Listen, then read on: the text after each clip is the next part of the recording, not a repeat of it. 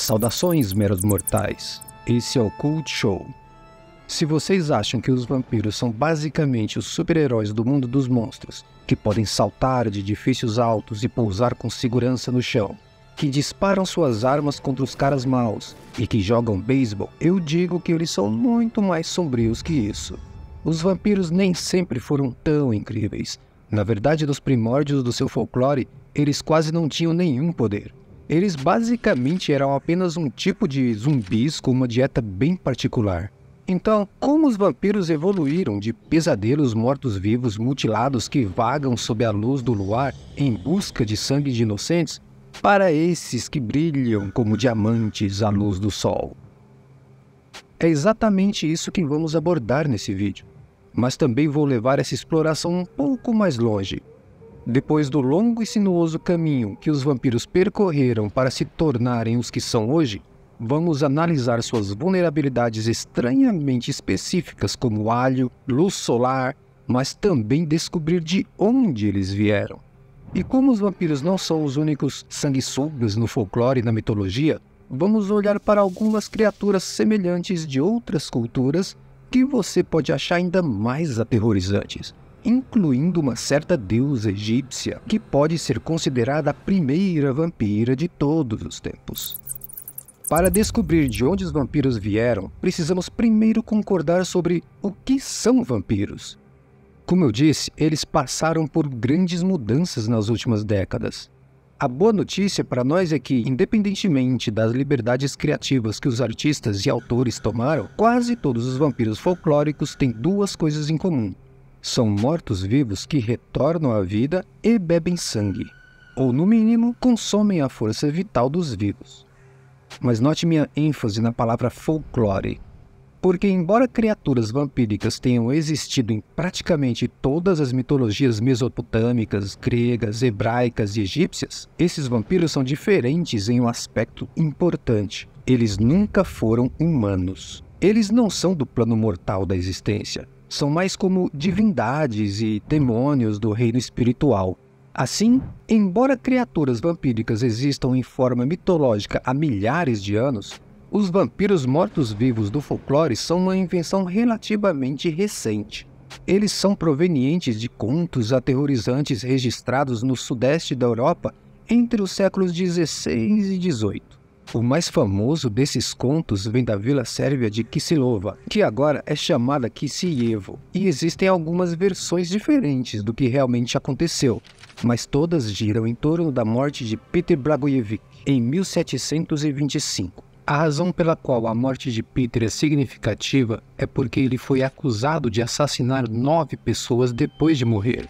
Nos 8 dias seguintes ao enterro de Peter, 9 moradores de Kisilova, perfeitamente saudáveis, adoeceram e morreram de uma perda de sangue fatal. Todos afirmaram terem sido atacados por Peter durante a noite. Outros moradores disseram ter visto Peter vagando pela vila à noite, e sua esposa Anna disse que ele chegou até a forçar a entrada em sua casa para pedir seus pertences. Entre os moradores da vila existiam algumas explicações possíveis para o que estava acontecendo em Kisilova, mas 2 teorias eram particularmente populares na época.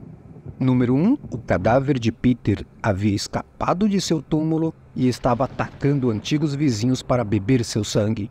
Ou, número 2, Peter, enquanto morto-vivo, havia escapado de seu túmulo e estava percorrendo a aldeia espalhando doenças que causavam perda de sangue e alucinações.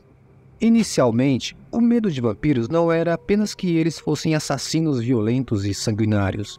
Como estavam tecnicamente mortos, e as coisas mortas são grandes fontes de doenças, estes monstros também eram vistos como portadores da peste, tornando-os ainda mais perigosos. Mas o problema com ambas as teorias vampirescas de Kisilova é que elas poderiam ser facilmente provadas como falsas ao investigar o túmulo de Peter, que permaneceu intacto durante todo esse tempo. Se os Kisilovianos estivessem certos, eles teriam que destruir o corpo de Peter, mas não queriam desenterrar e profanar sua sepultura, a menos que soubessem com certeza que ele era o culpado e que não havia algum outro assassino à solta.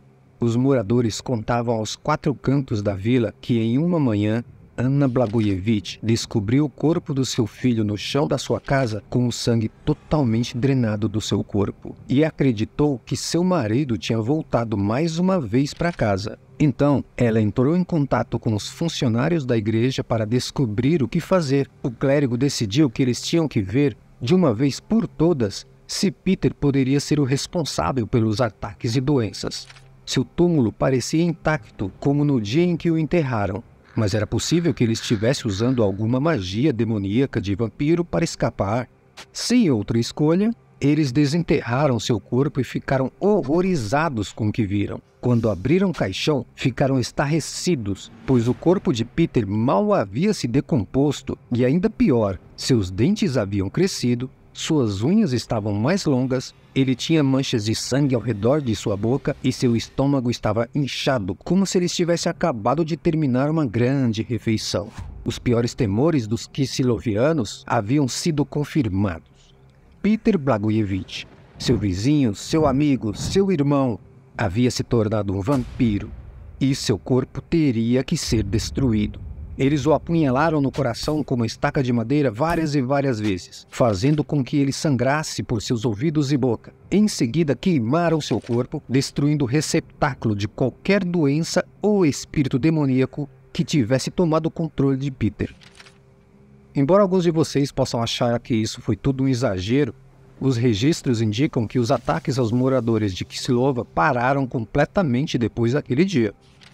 Agora, há algumas razões pelas quais eu queria compartilhar essa história com vocês. Número 1, esse é o primeiro caso documentado de história vampiresca em toda a história. Então isso é simplesmente fascinante. Número 2, ela encapsula perfeitamente o conceito de vampiros no folclore, já que originalmente eles não eram senhores carismáticos, ricos, charmosos em grandes mansões. No princípio, eles eram literalmente cadáveres sangrentos, e isso explica onde eles conseguiram algumas de suas características que mantiveram até hoje.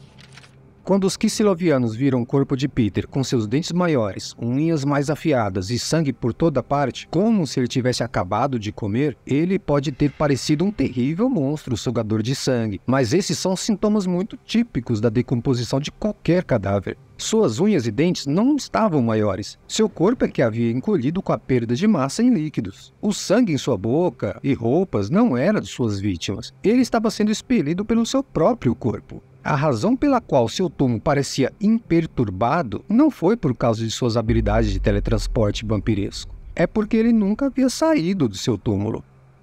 Agora, se entendermos um pouco mais sobre as origens dos vampiros no folclore, vamos ver como eles evoluíram na cultura popular. Sem dúvida, os dois contos de vampiros mais influentes já contados são O Vampiro, escrito por John Polidori em 1819, e O Drácula, de Bram Stoker. Só para ficar claro, esse vídeo não é sobre as origens do Drácula, então não vamos repassar essas histórias em detalhes ou falar sobre como o Drácula foi supostamente inspirado por Vlad o Impalador. Esses assuntos merecem vídeos próprios, mas as contribuições do livro para o lore vampiresco têm que ser mencionadas porque O Vampiro, de Polidori, por exemplo, foi a primeira vez em que um vampiro não foi retratado como um cadáver faminto em busca de vingança.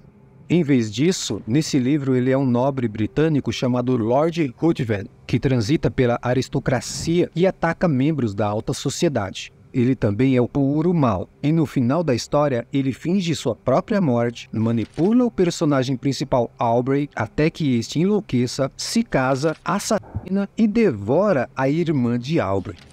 Bram Stoker pegou essa versão do vampiro aristocrata e rico e incorporou alguns elementos mais sobrenaturais em seu personagem original, como sua capacidade de mudar de forma. Stoker pegou as ideias das criaturas vampíricas do folclore romeno chamadas Stregua, que podem se transformar em corujas, mas ele decidiu fazer Drácula se transformar em morcego, provavelmente porque histórias sobre descobertas de morcegos hematófagos estavam ganhando as manchetes no final de 1800. Mas não foi só a habilidade de mudar de forma. O livro Drácula é a origem de toneladas de habilidades vampirescas que agora são consideradas universais. Força sobre-humana, agilidade, hipnose, telepatia, não refletir em espelhos, imunidade à maioria das armas. Ele transformou os vampiros em criaturas muito mais poderosas e mortais do que eram nos folclores antigos. No século XX, os vampiros continuaram a evoluir, tornando-se ainda mais complexos e multifacetados. Filmes como Nosferatu, de 1922, e Drácula, de 1931, solidificaram a imagem do vampiro como uma figura sinistra e ameaçadora, enquanto obras como Entrevista com o Vampiro, de Anne Rice, de 1994, e Crepúsculo, de Stephen Meyer, de 2005, exploraram aspectos mais emocionais e românticos dessas culturas.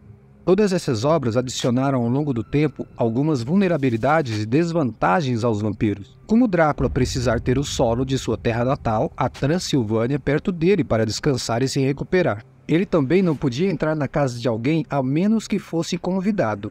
Mas como os humanos estavam, até então, lidando com vampiros como Peter Blagojevich por centenas de anos antes de Drácula ser escrito, muitas dessas fraquezas do Conde já haviam sido pré-estabelecidas. Agora, e quanto às causas do vampirismo? E como podemos nos defender desses sanguessugas? Alho, água benta, luz solar, estacas de madeira. De onde vêm todas essas fraquezas? Todos nós já ouvimos falar das fraquezas típicas dos vampiros. Alho, objetos sagrados, estacas, fogo. Mas você já se perguntou por que essas eram suas fraquezas? Tipo, por que alho e não um coentro? Por que estacas em vez de um machado de batalha? Acontece que há alguma lógica por trás das especificidades de suas vulnerabilidades. A maioria dessas fraquezas se originou das crenças muito reais de que os vampiros eram mortos-vivos que se desenterravam e voltavam à vida. Foi decidido que, para impedir que essas pessoas mortas e enterradas se transformassem em névoa e escapassem de seus túmulos como Peter fez, eles teriam que ser perfurados no coração com uma estaca para que ficassem presos e cravados em seus caixões. Às vezes suas bocas estavam cheias de pedras, areia, tijolo, para impedi-los de se alimentar se ganhassem vida. Em alguns países, como a Rússia, a estaca tinha que ser feita de madeira de cedro e pinheiro, porque a lenda dizia que era disso que a cruz de Cristo era feita.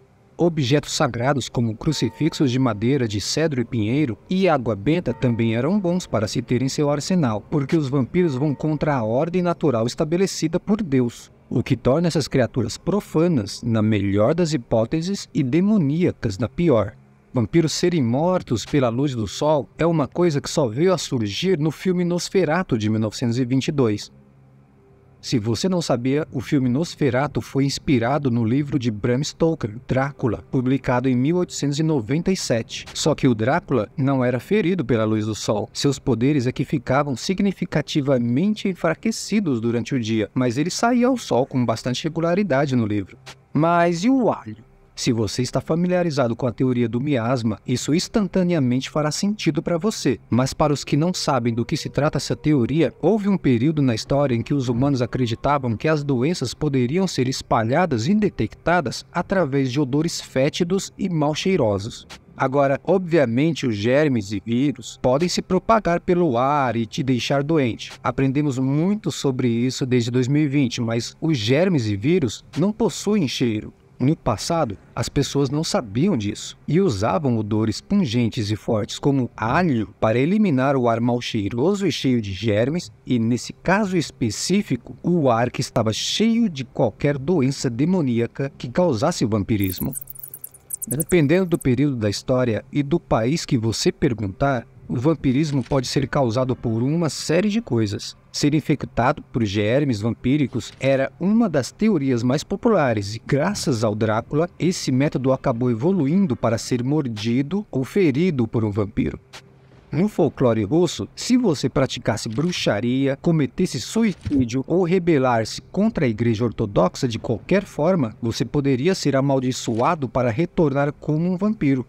Você também tinha que tratar todas as suas feridas com água fervente para não se tornar um vampiro. Minhas causas favoritas vieram do folclore eslavo e do chinês. Nessas culturas, qualquer cadáver que fosse pulado por um animal, na maioria das vezes um cão ou um gato, poderia se tornar um vampiro. Agora essa seção aqui está cheia de assuntos que merecem um vídeo próprio, e eu planejo abordar muitos deles no futuro. Você pode basicamente pensar nesse vídeo como o início de uma nova série de vampiros, mas existem algumas criaturas verdadeiramente nojentas e horripilantes, sugadoras de sangue em outras culturas que eu quero mencionar aqui hoje. Basicamente, o primeiro vampiro de todos os tempos teria sido Sekhmet, que foi uma deusa egípcia. Agora, Sekhmet não era como os vampiros do folclore. Ela era uma deusa guerreira com uma cabeça de leão que servia ao deus todo-poderoso do sol, Ra. Um dia, Ra a enviou à Terra para massacrar qualquer mortal que estivesse conspirando contra ele. Sekhmet fez o que lhe foi dito, mas depois de sentir um pouco de sangue, sua sede não pôde ser saciada. Literalmente, ele estava bebendo o sangue de suas vítimas e havia matado quase todos os mortais do Egito. Foi quando Ra teve que intervir e impedi-la de fazer isso. O deus do sol derramou álcool tingindo todo o Nilo, tornando o rio completamente vermelho. Então, quando Sekhmet se deparou com isso, ela pensou que o rio era sangue e dele começou a beber. A deusa acabou bebendo tanto que desmaiou e, quando acordou, se acalmou o suficiente para voltar para Ra. A partir daí, porém, a deusa estaria sempre associada ao consumo de sangue. Seus adoradores a honravam realmente tingindo águas de vermelho. Mas, para ser justo, há outros deuses no panteão egípcio para os quais as pessoas fizeram sacrifícios de sangue, como Osíris e Sete.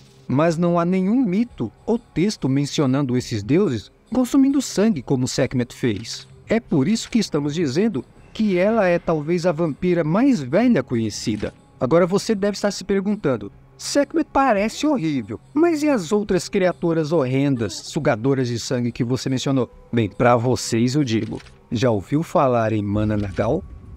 Esse é um espírito monstruoso das Filipinas que desprende seu tronco de sua metade inferior, brota asas de morcego e voa em busca de mulheres grávidas adormecidas que ela possa encontrar. Ele então retira com sua longa língua os órgãos internos da mulher. Mas se isso não foi suficiente para você, então talvez você goste do Penanggalan, do folclore malaio. Ela é parecida com a Mananagal. Essa criatura desprende a cabeça e os órgãos internos de seu corpo todas as noites para caçar mulheres grávidas. Outro vampiro voraz é o Sokoiyant, do folclore caribenho. Ela é uma bruxa velha e reclusa de dia, mas à noite ela arranca sua própria pele enrugada e toma sua verdadeira forma como uma bola de fogo. E como uma bola de fogo, ela voa pelo céu em busca de um humano, um animal, cujo sangue ela possa beber. No Japão, temos o Nuki-Kubi, que é uma criatura sinistra que se assemelha a uma mulher durante o dia. No entanto, à noite, sua cabeça se descola do corpo. Sua fome insaciável a leva a caçar, drenando o sangue de suas vítimas para se alimentar. A maldição do Nuki-Kubi é transmitida de mãe para filha, perpetuando seu ciclo cruel e assombrando as famílias amaldiçoadas. Na China, eles têm uma criatura que é realmente muito semelhante ao vampiro, chamada de Jiangshi. Ele é um cadáver que foi ressuscitado por necromantes ou que tem uma alma presa em seu corpo. O Jiangshi mata criaturas vivas para que possa absorver sua força vital. Mas você pode facilmente escapar deles jogando um pouco de arroz no chão. Aparentemente, eles têm que contar qualquer pequenos objetos que são jogados em seu caminho. Cada uma dessas criaturas adiciona uma camada única à rica tapeçaria do folclore vampírico mundial, mostrando que o medo dos mortos-vivos e das criaturas sugadoras de sangue é um fenômeno quase universal. Os vampiros percorreram um longo caminho desde suas origens no folclore europeu até se tornarem ícones da cultura popular global. Eles evoluíram de monstros grotescos e mutilados para seres sofisticados e sedutores, e suas histórias continuam a fascinar e aterrorizar pessoas ao redor do mundo. Mas eu quero ouvir suas opiniões sobre esse vídeo. Você sabia que os vampiros vieram dos humanos que tinham medo da morte e da doença? Ou que vampiros existiam em outras culturas, folclores e mitologias? Me diz aí no comentário abaixo, porque a gente vai adorar ouvir suas ideias. Então, se você gostou desse vídeo, não deixe de drenar o sangue dos botões de curtir e se inscrever, porque isso nos ajuda muito. Para todos vocês, curiosos vorazes do sobrenatural, vejo vocês novamente no próximo vídeo.